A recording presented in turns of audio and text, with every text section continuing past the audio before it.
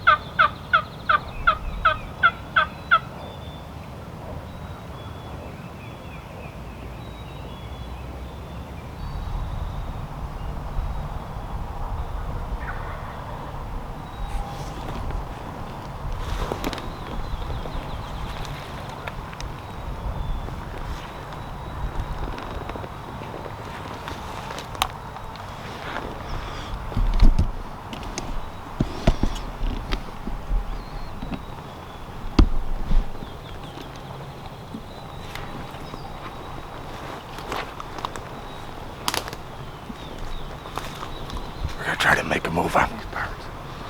They flew across the ravine, but it's too steep to cross right here. But if I can get over this bank, I can cross it and be on the same side as them. I gotta get over this bank.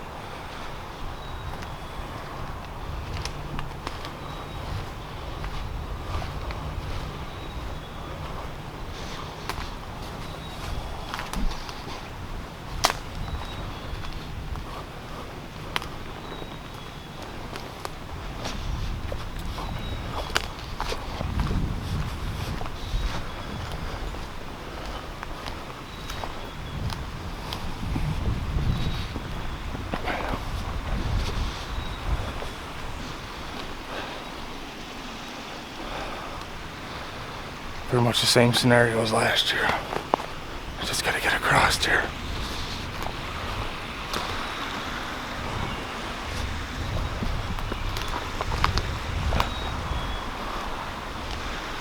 Find a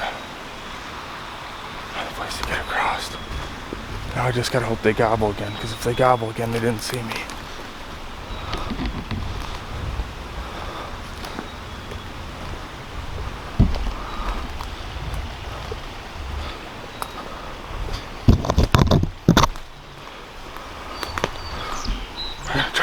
Right here.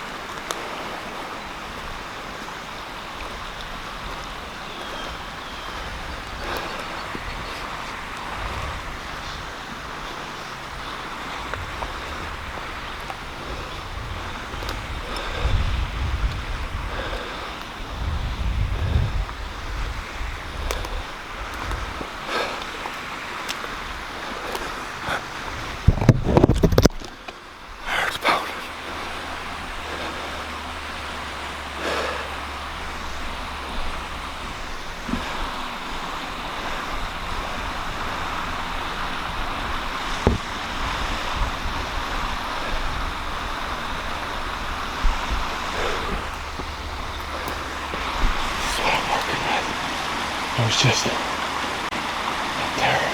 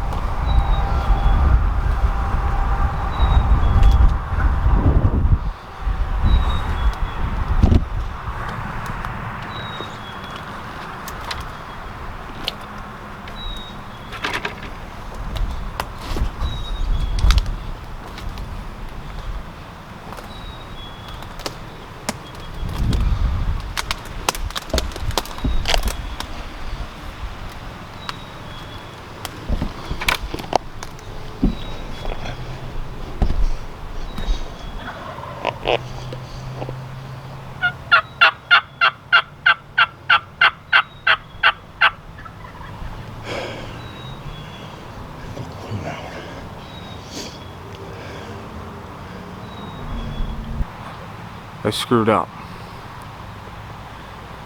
This big ravine that's in here makes it super hard to tell because it's so steep and so narrow. It's super hard to tell, pinpoint exactly where the birds are. And every time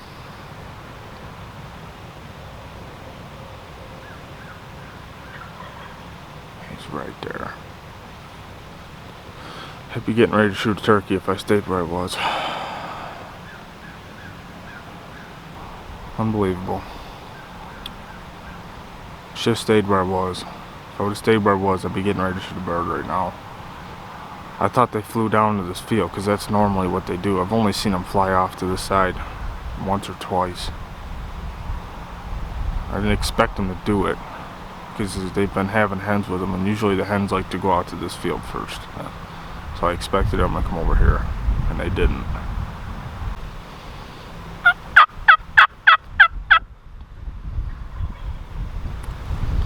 And they're just standing over there getting after it. There's nothing I can do about it.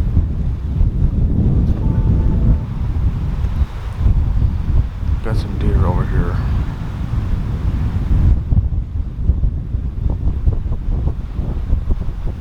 Maybe they'll fly across. I've watched them fly across, back and forth across this ravine a bunch of times, so we'll see. Depends on how lonely they are, I guess.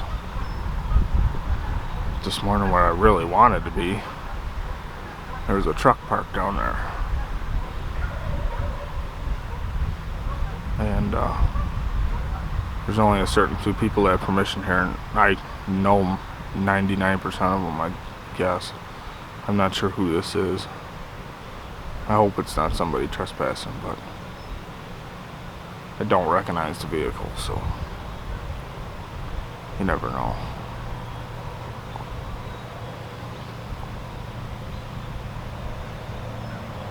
I should have stayed over there. They never left the tree. I thought they flew down. This ravine with this creek and the way the sound comes through it, it's so darn deceiving.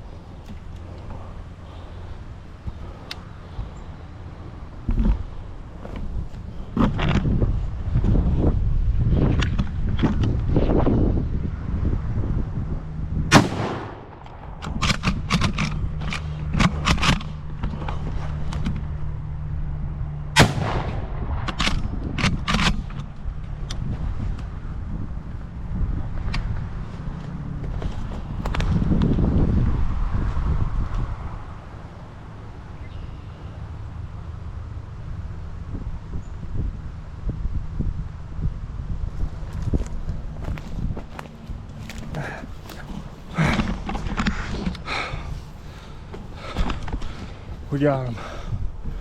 Holy crap. We got him. I gotta get down there though. I didn't hit him very good. He didn't give me very many options. Here comes the rain. I had to take it when I could get it.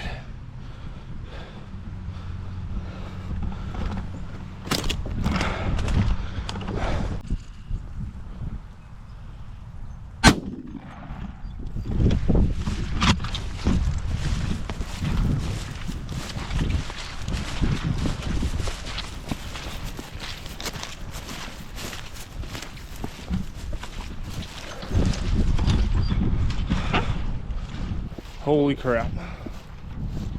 He was still,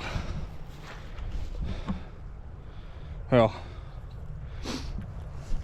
I'm not gonna say he was hanging on for dear life, but his head was still moving. All right, everybody, here he is. He's real wet. He's not gonna make for real pretty pictures, that's for sure. But this morning was crazy morning. I mean, it was just almost hard. It was almost unbelievable. When I come in here this morning, I anticipated going down this bottom, and there was another truck parked there already. So I just said, well, if he's down here in the bottom, I'll go up to the top here. And most of the birds have been down in the bottom. So I decided to come up to the top here. And as I'm walking up, I don't know if it was, I'm assuming it was this bird or the other one, because there was two of them there, fired off within like 150 yards of me. And so I kind of just sat down right there, and then I thought they flew across the ravine, because this ravine is really super steep and it's really deep. So the way the vocals, every year it screws me up with the turkeys, because it's super hard to tell exactly which side that they're on, because a lot of times they're roosted right above it. So if the wind changes or they turn on the limb, they sound like they're across. Well, I thought he was across out in this field already.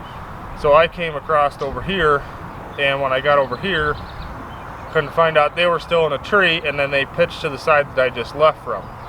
So I just stayed on this side knowing that they like to come to this field, and I've watched them cross that ravine to come to this field before. So what I did is I just stayed put and made a couple calls, and eventually they stopped gobbling. I figured they might be coming, and I seen them step out. The reason I'm explaining all this is because this self-filming turkey stuff is like almost, it's so hard. So I seen him step out into the field, and when he stepped out into the field, he the other one flew over as well, but when they got out in the field, they stopped.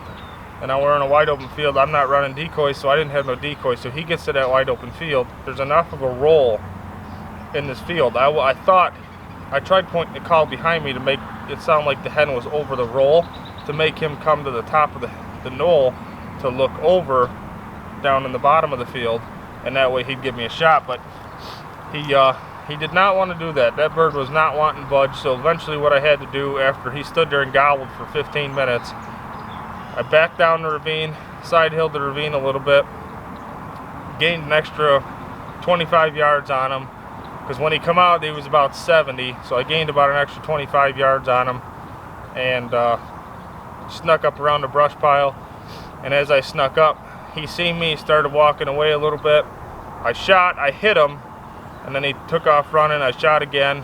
I'm pretty sure I hit him again, and then I had to shoot one more time down here. He took flight for a little bit, and eventually, you know, lost it and couldn't make it. And then down here, I mean, he was going to be dead. I mean, he was pretty much dead already, but his head was still up. So I just went hot and finished him off. I don't want to watch animals suffer like that. You know, it was an ethical shot. I must have just pulled it, you know, 45, 50 yards. I don't know what happened. I must have just pulled it a little bit. That's not that I'm making excuses, but I've never hunted with that 870 before. That's a new gun to me. So maybe if I had my old tried and true, it wouldn't have happened. But regardless, you know, 45, 50 yard shot, and we got it done. Not the most proud bird, or I'm not the proudest of how it happened, but it happened how it happened, and we were still able to get him on the ground. So he doesn't have very big spurs at all. God, I don't even know if they're 3/4 of an inch, but got a nice tail fan. You know, once he dries out, he's, like I said, he's soaking wet right now. So got a tag on him here, and I'll show you guys, give you guys a little bit of a close-up of the bird here in a minute, and that'll be that.